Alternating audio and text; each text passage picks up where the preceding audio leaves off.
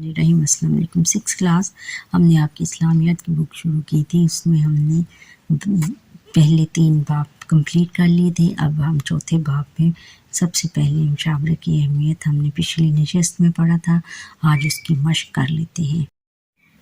مشقی سوالات مشق کرنے سے پہلے جن بچوں نے یا جو بچے مجھے فرسٹ ٹائم دیکھ رہے ہیں وہ سبسکرائب کریں اور بیل آئیکن پر کلک کریں اور کمنٹ کرنا نہ بھولیے گا۔ اور مشق میں سب سے پہلا سوال ہے کہ درست جواب کا انتخاب کریں۔ دوسروں کی رائے لینا کہلاتا ہے عہد، رحم دلی، کفایت شاعری، اور مشاورت کیا کہلاتا ہے؟ مشاورت کہلاتا ہے۔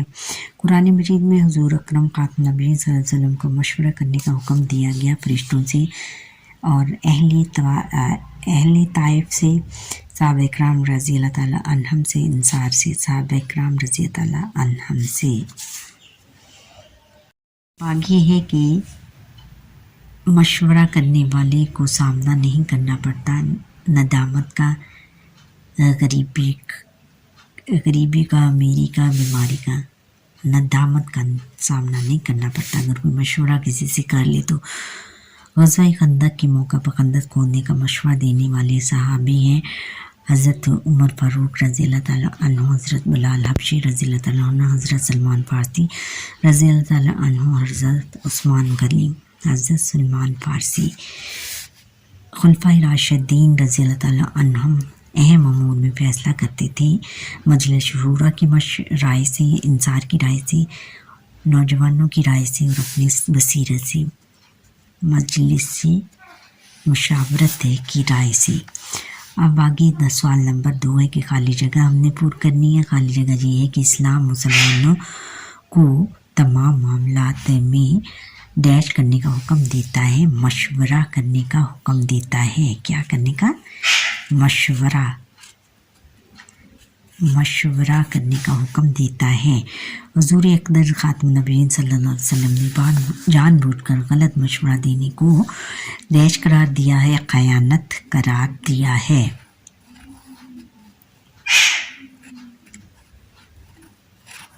خیانت قرار دیا ہے۔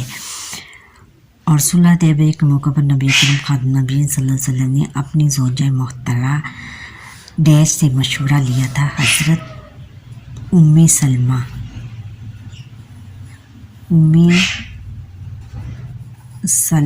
رضی اللہ تعالیٰ عنہ سے مشورہ لیا تھا۔ مشورہ کرنے سے انسان فیصلہ کرنے میں ڈیش سے بچ جاتا ہے، غلطی کرنے سے بچ جاتا ہے۔ مشورہ کرنے سے کاموں میں ڈیش آ جاتی ہے، برکت آ جاتی ہے۔ کیا آ جاتی ہے؟ برکت آ جاتی ہے۔ اب اگلا ہے سوال نمبر 3 ہے کہ مختصر جواب دیں، مشاورت کا کیا معنی ہے؟ اس کا جواب بچوں یہاں سے کہ مشاورت کا معنی ہے دوسروں کی رائے لینا۔ اور اگلا سوال ہے کہ مشاورت کی اہمیت پر ایک آیت مبارکہ کا ترجمہ لکھیں۔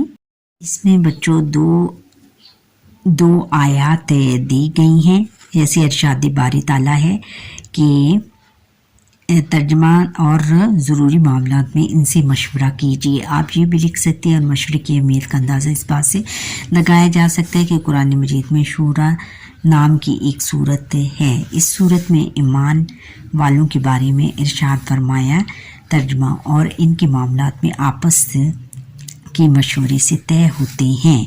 آپس کے مشورے سے طے ہوتے ہیں یعنی تمام معاملات آپس میں، یعنی حضور نبی اکرم خاتم النبیین صلی اللہ علیہ وسلم کو کہا گیا ہے کہ آپ صحابہ اکرام سے مشورہ کر سکتے ہیں کسی بھی معاملے میں۔ اگلا سوال ہے کہ مشاورت کی اہمیت پر ایک حدیث مبارکہ کا ترجمہ لکھیں۔ اس کا جواب بچوں یہاں سے ہے کہ آپ خاتم النبیین صلی اللہ علیہ وسلم نے فرمایا جس سے مشورہ لیا جائے وہ امانت دار ہوتا ہے، یعنی وہ امانت دار ہوتا ہے، یعنی اگر کوئی شخص کسی دوسرے شخص سے مشورہ لیتا ہے تو وہ اس کا امانت دار ہوتا ہے، وہ یہ بات کسی دوسرے شخص کو بتانے سے نہیں بتا سکتا کیونکہ وہ اس کا امانت دار ہوتا ہے، کہ وہ جو بات ہوتی ہے اس کے پاس امانت ہوتی ہے اس شخص کی۔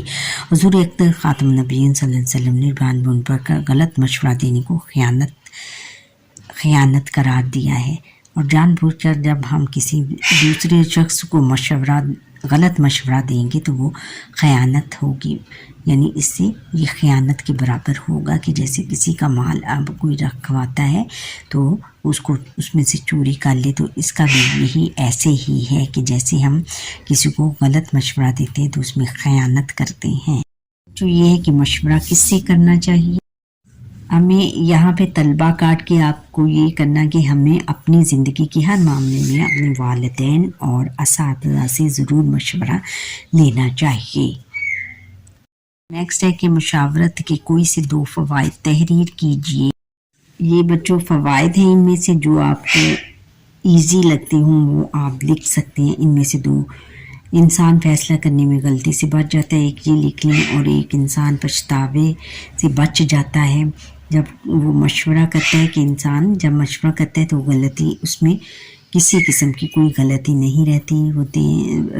ایک مجلس شورا یا گھر کے بڑے بزرگوں سے مشورہ کر کے جب وہ بات اس کو فیصلہ کرے گا کسی بھی بات کا تو اس میں کوئی غلطی نہیں رہے گی، اور انسان پھر پچھتاتا بھی نہیں ہے کہ کاش کہ میں اس سے مشورہ کر لیتا تو یہ بات نہ ہوتی۔ اب بچوں سوال نمبر 4 ہے کہ تفصیلی جواب دیں۔ پہلا سوال ہے کہ قرآن و سنت کی روشنی میں مشاورت کی اہمیت۔ جواب بچوں یہاں کے ہے کہ مشاورت کا مفہوم اور اہمیت یہاں سے لے کے یہ لاسٹ تک اس میں قرآن اور حدیث کا حوالہ دیا گیا ہے۔ آپ یہ ایک واقعہ بھی لکھ سکتے ہیں حضور نبی اکرم خاتم النبیین صلی اللہ علیہ وسلم کی زندگی کا، یہ ہو سکتا ہے۔ اگر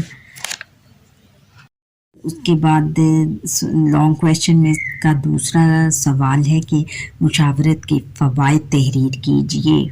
اس میں بچوں اپنے سارے فوائد، مشاورت کے معاشرتی فوائد، مشورے سے اپنے کام کرنے والے شخص کو درجہ فوائد حاصل ہوتے ہیں، انسان فیصلہ کرنے میں غلطی سے بچ جاتا ہے، نمبر 2 بہت سی ایسی چیزیں معلوم ہو جاتی ہیں جو پہلے علم میں نہیں ہوتی، یعنی اگر ہم دوسرے لوگوں سے مشورہ کریں گے تو ان سے بات چیت کریں گے تو ہمارے ذہن میں جو بھی باتیں کسی کو مشورہ دینے کے لیے ہوں گی وہ بھی اور ان کی توسط سے ہمیں وہ بھی چیزیں ہمارے ذہن میں، کچھ نئی چیزیں ہمارے ذہن میں آ جائیں گی، فیصلہ کرنے میں آسانی ہو جاتی ہے، اور اس طرح فیصلہ کرنے میں بہت زیادہ آسانی ہو جاتی ہے، انسان پچھتاوے سے بچ جاتا ہے، اور انسان پچھتاتا نہیں کہ کاش میں دوسروں سے مشورہ کر لیتا۔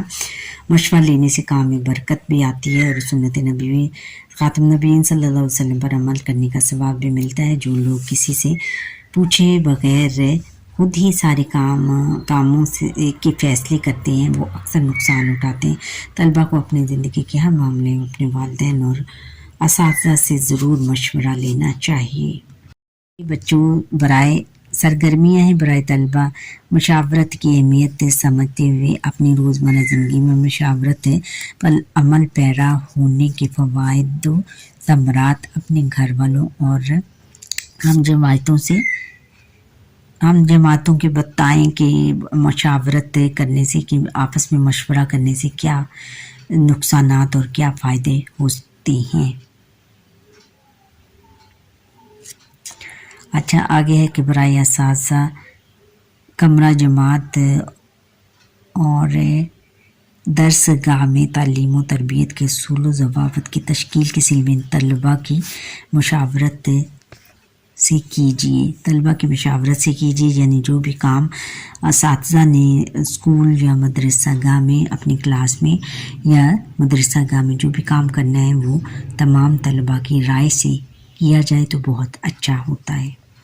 اچھا بچوں یہاں پر ہی ہمارے آج کے لیسن کا وقت ختم ہوتا ہے۔ آپ مجھے لائک سبسکرائب کریں، بیل آئیکن پر کلک کریں اور کمنٹ کرنا نہ بھولیں گا۔ اللہ حافظ۔